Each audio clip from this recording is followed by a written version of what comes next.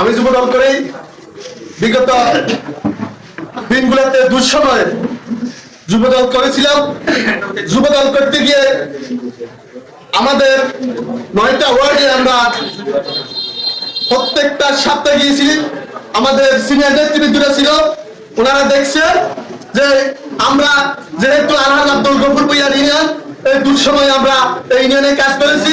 আমি যুবদল যদিও যুবদল করে থাকি, আমার সাথে আমার বিএনপি সিনিয়র যারা আছে ওনাদের সাথে খুব ভালো একটা সম্পর্ক ছিল। আমার ছাত্র ভাইদের সাথে খুব ভালো সম্পর্ক ছিল। আমাদের স্বেচ্ছাসেবক দলের আহ্বায়ক শাহাবুদ্দিন সরকার ওনার নেতৃত্বে অনেক স্বেচ্ছাসেবক দল ছিল, সবার সাথে ভালো সম্পর্ক ছিল। আমি আশা করি আজকের দিনে আমরা যে উদ্দেশ্য নিয়ে বলছি, গত দুঃসময়ে এই সরকারের আমলে আমরা কোথায় একটা সুন্দরভাবে একটা প্রোগ্রাম করতে পারি নাই, আমরা কোথায় একটা মিছিল করতে পারি নাই। যদি আমরা কোথায় করে থাকি, রাত্রে অন্ধকার আমরা বাড়িতে থাকতে পারি নাই। আমাদেরকে পুলিশে ভয় দেখিয়েছে, আমাদেরকে বিভিন্ন ধরনের হুমকি দিয়েছে। এরপরও আমাদের সিনিয়র নেতৃত্ব ছিল, আমরা তাদেরকে সাথে করে দিয়ে আমরা আমাদের অনেকগুলো প্রোগ্রাম সাকসেস করেছি ইনশাল্লাহ। আপনারা জানেন যে ঢাকা, চট্টগ্রাম, কুমিল্লা, নাঙ্গলপুরে গত 10 বছর কেন্দ্রীয় ঘোষিত সকল প্রোগ্রামগুলো আমরা সাকসেস করেছি।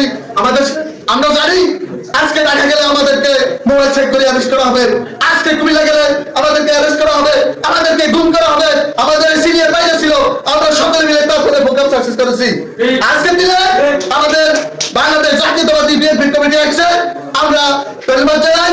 আমাদের মাধ্যমে যারা অতীতে যারা এই জোটটা নিয়ে যারা অতীতে দলের জন্য কাজ করেছে, দলের দুঃসময়ে এসে দলের কর্মীদের পাশে দাঁড়িয়েছে, যারা কাজ করেছে তাদের যেন আগামীতে কমিটিতে মূল্যায়ন করা, তাদেরকে যেন মূল্যায়ন করা হয়।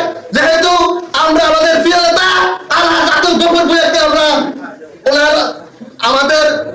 ওনার রাজনীতি আমরা কি করি, আমরা রাজনীতি করি আমাদের প্রিয় নেতা আলহাজ আব্দুল গফুর ভূঁইয়ার নেতৃত্বে আমরা রাজনীতি করি, আমরা ওনাকে নেতা মানি।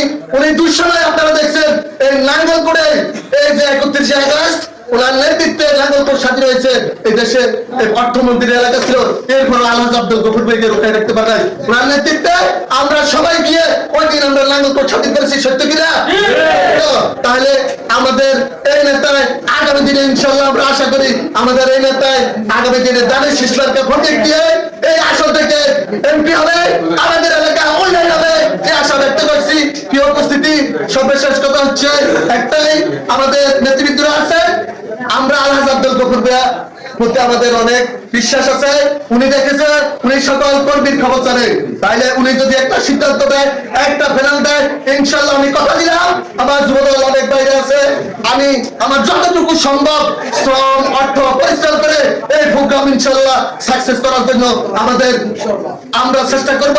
আমাদেরকে আপনারা সহযোগিতা করবেন এই আশা রেখে আজকের এই প্রোগ্রামে সবাইকে আসার জন্য, সুন্দর একটা পরিবেশে বসার জন্য আবারও ধন্যবাদ জানাই।